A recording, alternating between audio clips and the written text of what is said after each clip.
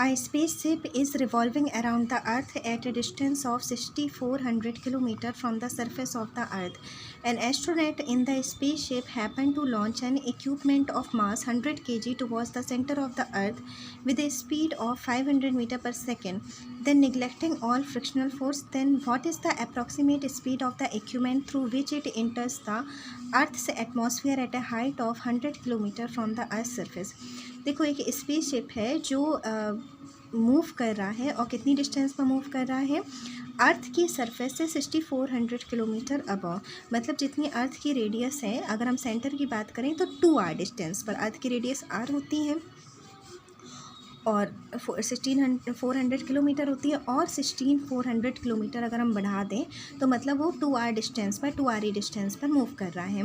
N astronaut in the spaceship happen to launch an equipment of mass 100 kilogram towards the centre of the earth. ये जो spaceship move कर रहा है, उससे एक एस्ट्रोनॉट एक 100 किलोग्राम के एक मास को सेंटर ऑफ अर्थ में फेंकता है with a speed of 500 metre पर second, neglecting all the friction force.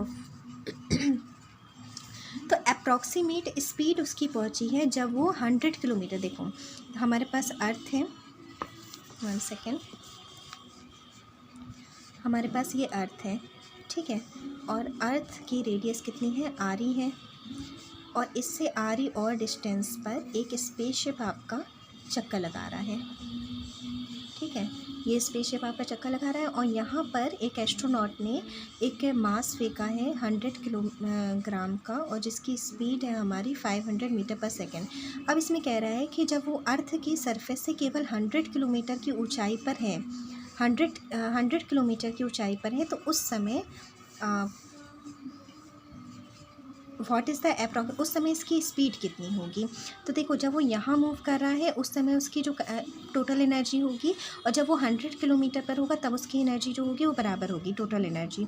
Total energy क्या होता है, potential energy plus kinetic energy, potential energy plus kinetic energy.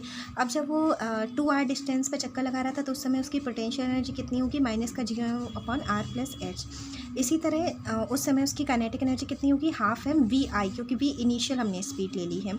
इसी तरह फाइनल काइनेटिक एनर्जी जब वो 100 किलोमीटर की डिस्टेंस पर होगा तब r+h फाइनल, और h फाइनल का मान यहाँ पर 100 किलोमीटर हो जाएगा, प्लस 12m/v/f². यहाँ पर v/f हमें निकालना है, सबकी वैल्यूज़ हम पुट कर देंगे और निकाल लेंगे, तो हमें फाइनल स्पीड मिल जाएगी 8000 मीटर पर सेकेंड. r हमारा वही हो जाएगा, r+hi है तो 64 × 2 कर दिया हमने. अब r+hf है तो r कितना हो गया हमारे पास, 64 + 100 यानी 6500, ठीक है. तो इसको आप सॉल्व कर लीजिएगा तो आपको इतना आंसर मिल जाएगा.